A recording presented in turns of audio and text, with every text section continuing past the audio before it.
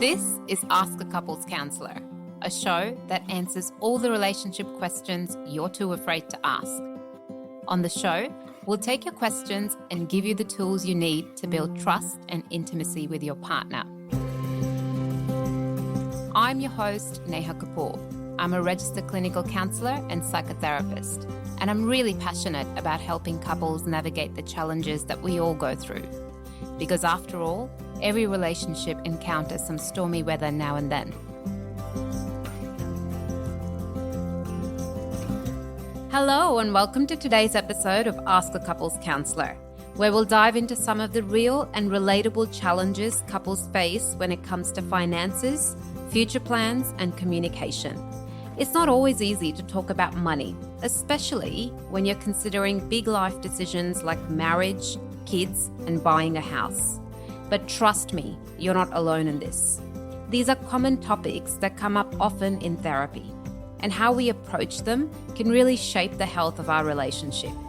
In today's episode, we'll explore how to have those tough financial conversations with your partner, when the right time might be to discuss big dreams like marriage and kids, and what to consider before taking the step of opening a joint bank account. These are the kind of discussions that can strengthen your connection when approached with care, curiosity, and mutual respect.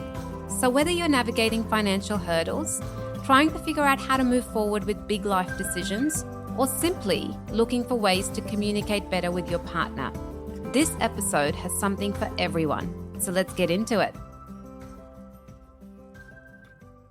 Our first question for today comes from Lucy in Melbourne. Let's have a listen to Lucy's question.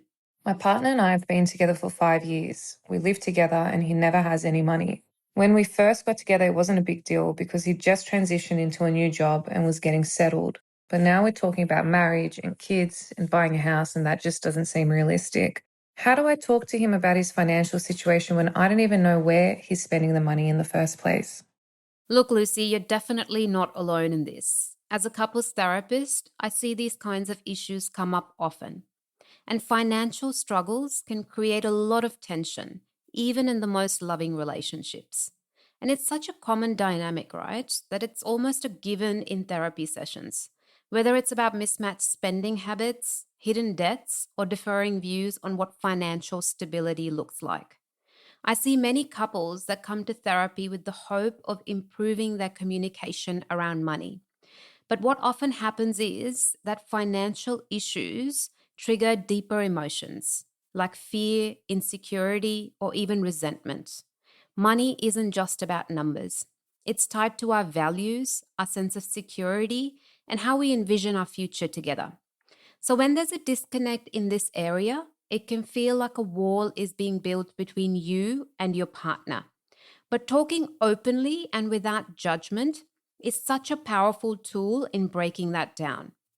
So when you're feeling frustrated or anxious about this, just remember that this is something so many couples face, and it's completely possible to navigate with care, patience, and a commitment to understanding each other's perspectives.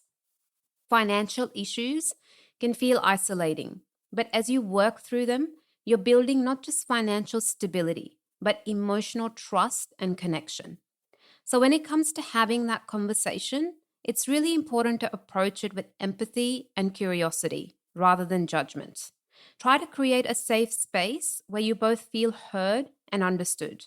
I imagine that your partner might already feel some pressure or guilt about this, and you want to ensure that this conversation doesn't feel like an interrogation or an accusation. And I can give you some suggestions around how you can frame your conversation. So firstly, what I would say is start with I statements. So begin by expressing how you feel rather than focusing on his actions. So say, for example, you could say something like, I've been feeling a little anxious about our future, and I just want to make sure that we're in a good place financially before we can take the next steps, like marriage and buying a house. This helps to avoid placing blame and invites a more open dialogue. The other thing that I would suggest is be curious and non-judgmental. So ask him to share where he's spending his money. You could say something like, I've noticed that things don't seem to add up, and I'm feeling a little confused. I'd love to understand more about your spending habits and how we can get on the same page. Remember to create a safe space for honesty. He may feel embarrassed or defensive, so it's important to reassure him that you're there to support him, not criticize him. Encourage him to open up about any struggles he might be facing, whether they're financial, emotional, or something else. For example, you could say something like, "Is there anything going on that's making it hard to manage money? I want to understand what's going on, and we can figure this out together." So explore solutions together. Once you've both shared your perspectives, talk about ways to move forward. This could include setting up a budget, seeking financial advice, or finding ways to track spending. You might even explore creating some shared financial goals so that you both feel invested in improving the situation. I would say that at the end of the day, it's about coming together as partners to understand each other's views and find a shared path forward. Because financial struggles are common in relationships, and how you handle them can really strengthen your bond. Trust, understanding, and a commitment to working through challenges will be a key as you move forward towards those big dreams that you're both aiming for. I hope that answers your question, Lucy.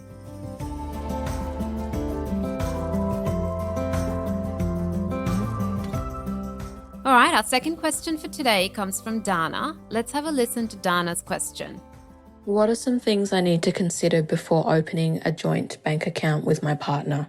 Look, Dana, before opening a joint bank account with your partner, there are a few things to consider. I would say that it's important to have a clear conversation about your financial goals and values. Do you both have similar views on saving, spending, and budgeting? This can help prevent tensions down the road.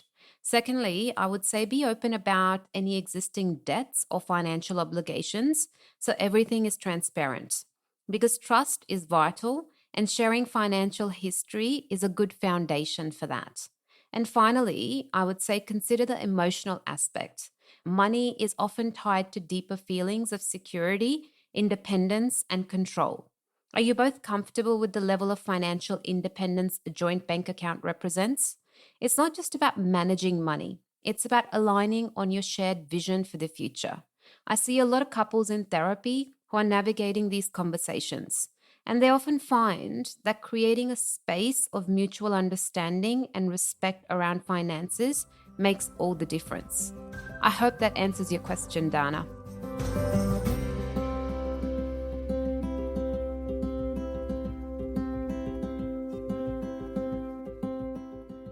All right, our last question comes from Amber in Cairns. Let's have a listen to Amber's question.